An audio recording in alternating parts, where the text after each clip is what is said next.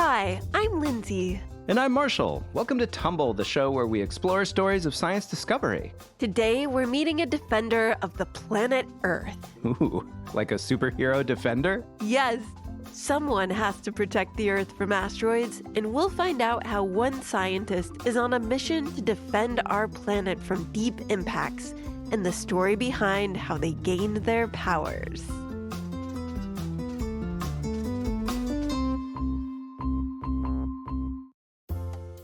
Today's question comes from a listener who's curious about asteroids, space rocks that are found in the asteroid belt between Mars and Jupiter. Hey, my name is Jensen. I am 8 years old, and my question is, once an asteroid leaves the asteroid belt, how long does it take to travel to Earth's atmosphere, and how close does it have to be to Earth in order for scientists to see and measure it? So Jensen's asking, how soon could we know about asteroids that might be on a collision course with Earth?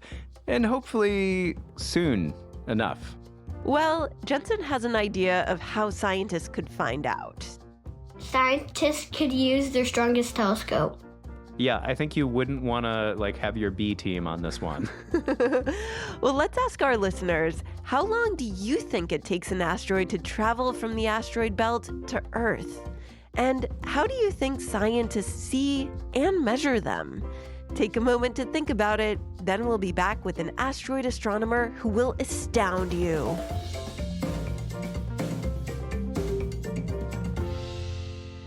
Okay, so, if I think about this a lot, it has me a little worried. So what are the chances that an asteroid will hit Earth? Yeah, let's get this out of the way. The chances are very small. But it's important to try and avoid the fate of the dinosaurs. No kidding. You know what happened to them, right? Yeah, they became birds. Oh, and they got wiped out by an asteroid. That's it. Fortunately, we have Edgard Rivera Valentín here to point out that there are a few important differences between us and the dinosaurs. Unlike the dinosaurs, we have a space program. Unlike them, we can send stuff into space, and we can also construct these telescopes. So how do we know that the dinosaurs didn't have a space program? Maybe they destroyed all the evidence right before the asteroid hit. Well, the fact of the matter is that it couldn't have been good enough. Edgar, who uses they, he pronouns, works in a field of astronomy called planetary defense. So in planetary defense, we say, let's learn from our past. Let's learn that this happens and make sure that we can predict when it might happen. So learning from Earth's past history, because I know our planet's been hit with a lot of asteroids, not just that big one that killed the dinos. Yeah, exactly. And to do that, we have telescopes. Edgar happened to grow up next to the strongest telescope used for measuring near-Earth asteroids. So I'm from Puerto Rico. I grew up at Arecibo. Arecibo actually hosted for a long time the world's largest radio telescope. And up until 2020, it hosted the world's most powerful radar system. So that's Jensen's super strong telescope we were talking about. So what happened in 2020? Well, we'll get to that later in the show. But for now, let's imagine little Edgar, who, like so many other superheroes, goes on a tour of a scientific facility that will change the course of their life. I vividly remember when I was something like 6 or 7 years old, my family took me up to the telescope, to the visitor center. Arecibo looks a little bit different from the telescopes you might be imagining. Arecibo is a big dish in the ground, and above it, there's this platform that hangs above the dish. So, it's a big dinner plate? Do they put big sandwiches on it? No, it's not an actual plate, but it does kind of have the shape of a shallow bowl. It's built into a natural sinkhole in the ground, and standing on the edge of it is like being on the edge of a canyon. So you're standing above the hole, looking down into this very deep chasm. Above the chasm, there's all these metal plates. The metal plates are suspended above the chasm by a network of steel cables. It looks like a mirror that curves inward. And when Edgar looked up on their first trip, they could see a platform dangling above the dish. And up there, there's these two big batteries. I like to imagine them as two Pikachus dancing. Two Pikachus like the Pokemon? Yes, because Pikachus send out electricity. Of course they do. That's what these batteries did when they were excited, or as Edgard puts it, dancing. And as they dance, they emit a lot of electricity and light. And that then goes out from the platform, hits the dish, and reflects back out into space. Well, that's so cool. So where does all that Pikachu energy go? Into like a Charmander or something? No. Arecibo was built to study all kinds of objects in near and distant space. But for planetary defenders, they aim Arecibo at an asteroid that might be dangerous for Earth. We flash the light up to the asteroid. It then bounces back, hits the dish, and then as the light is about to come back to the platform, we tell the Pikachus, hey, take a breather, take some water, you're gonna be cool. It's good that they calm down the Pikachus. Hopefully they pat it on the head or something. So they go and simmer down, they're resting, we're receiving all that light that came back, and then once we received all the light, we tell the Pikachus, okay, I'm gonna put your favorite song on, keep dancing. And we just keep repeating that until we get a really nice picture of what we're looking at. Okay, so hey, Pikachus, calm down. This is calm down. Can we shut down the dance part? There we go. Okay, we're trying to do a podcast in here. Yeah, it feels kind of like an asteroid dance party, but in reality, the radar telescope is taking measurements of the asteroid, and those measurements are translated into a picture. Okay, I get it. But back to Edgar's first visit to Arecibo, they haven't yet learned about the Pikachus and reflection of light from space. Back then, just looking up at the structure was so impressive. When you're standing by the telescope looking out, it is a very deep sense of awe. Awe in that, wow, like people built this, right? In fact, Edgar's family was part of building Arecibo. Oh, really? Yeah. On their tour, the family passed by photographs of the telescope's construction back in the early 1960s. And when we were walking by, there was this one picture with this truck at the bottom of where they were digging out the space for the telescope. Edgar's grandfather called the tour guide's attention to the photo. He's like, that's my truck. I drove that, bringing supplies from the port in San Juan up to Arecibo to help build this. Wow, Edgar's grandfather's truck was in the photo? That's really crazy. Yeah, Edgar was shook. And so, like, that was one of those, what? kind of moments as a kid. Because, like, Arecibo in Puerto Rico, you have to understand it's a cultural heritage. And what I mean by that is, like, whenever in Puerto Rico you think of science, as a Puerto Rican, you think of the telescope.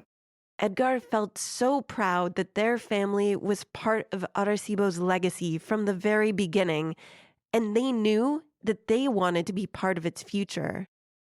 We'll find out how Edgar accepted their destiny as a planetary defender and what that meant right after this quick break. We're back.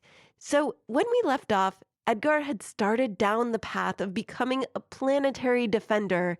They went to school to study astronomy with the dream of becoming a scientist at Arecibo. And when they graduated, a job opened to work at the telescope. Oh, so Edgar just applied and got it, right? Not right away. And so, like, when the position opened up, like, I almost didn't apply because I was like, am I worthy?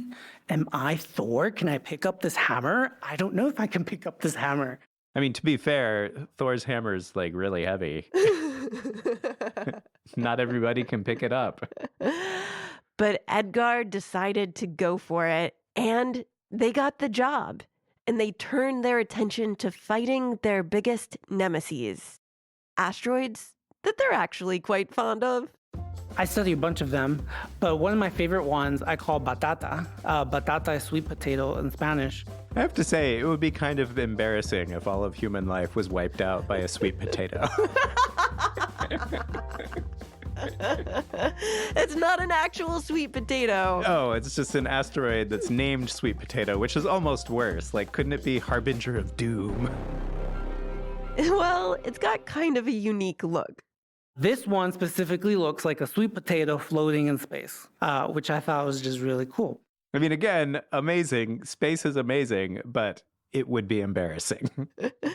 Edgar wanted to find out how fast Batata was moving towards Earth. So what we do is we end up, over a bunch of nights, measuring how far away it is and how that changes every night. Then they can see where it's headed. When we put those together, it gives us a good understanding of the orbit of the asteroid around the sun.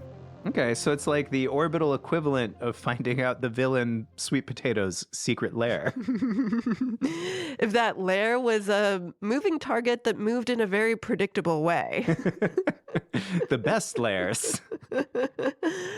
But then the planetary defenders go a step further. They put all that information into a computer model, which predicts where Batata will be in comparison to Earth. And we run those type of models out a bunch of years, and we constantly see just how close it gets to the Earth. And for this one, we're going to be fine. It doesn't get close at all. Well, I guess we're saved that embarrassing sweet potato extinction. What would all the other planets think? I know. Mars is going to Venus. Like, did you hear what took out all the life on It Earth? was a potato. So it only took a few nights to measure an asteroid and find out how fast it might reach Earth from the asteroid belt. But to turn it to a much more respectably named asteroid, another example is Apophis, which is named for an Egyptian deity who causes darkness and disorder. So when it was first found, the information we got when we put it into the computer models showed that it had about a 3% chance of hitting the Earth on Friday, April 13th, 2029. Oh, geez. That is really specific. Friday the 13th? I don't know. 3% is like too many percent. There's too many like evil sounding number coincidences in there. For a deity of darkness and disorder. So what are we going to do about that? Well, so Edgar and his planetary defender friends targeted Apophis with their super telescope, Arecibo. When we followed up with radar measurements, so flashing our lights onto it, we saw that, okay, you're gonna get really close on that day, but you're not gonna hit the Earth, so we're good. Oh, saved again. But Apophis will be something really cool to watch in the night sky. And it's gonna be close enough that at night, if you just take your binoculars out on Friday the 13th of April, 2029, you point your binoculars up and you'll be able to see the rock passing by safely, not gonna hit us. But NASA's not taking any chances about whether Apophis will come back for another play. They're going to find out all they can about it. There's going to be a new spacecraft called APEX, Apophis Explorer, the acronym for it, that once Apophis flies close to us and keeps moving away, APEX is going to fly in and follow it and take those additional data sets. Oh, wow. So an asteroid's going to like whiz by us, and instead of just cowering in fear, we're sending up a spaceship to learn about it. Yeah, you don't let a villain get away with almost destroying Earth. Right. You take data. Yeah. And if anything does get close, there are plans for how to safely destroy an asteroid. Like, do they blast it like in a video game? Like in Asteroid, the game? So the thing with exploding asteroids is that we try to prevent having to do that at all costs. All of the math and computer models that we put together say that if you go out and explode it, you'll still have a rain of tiny rocks heading down towards you. I'd really hate to have a rain of tiny rocks. Yeah. So instead of blowing up the asteroid, they'll try to knock it off course. The fancy word is called a kinetic impactor. That's a fancy word that just means we took a spacecraft and we just smacked into the asteroid. But that smack gives enough of a push. So the spacecraft knocks the asteroid off the course to hit the Earth? Yes. And fortunately, NASA hasn't had to do that yet. But it's good to know that there's a plan that makes sense, and that we have super awesome telescopes that can help us find asteroids. Yeah, but remember how I said at the beginning of the episode something big happened to Arecibo in 2020? Yeah, so what happened? In 2020, Arecibo broke. Puerto Rico's salty island air had eroded the equipment over decades. The cables holding the platform suddenly snapped apart, causing it to crash down into the dish. The damage could not be repaired, and Edgar was devastated.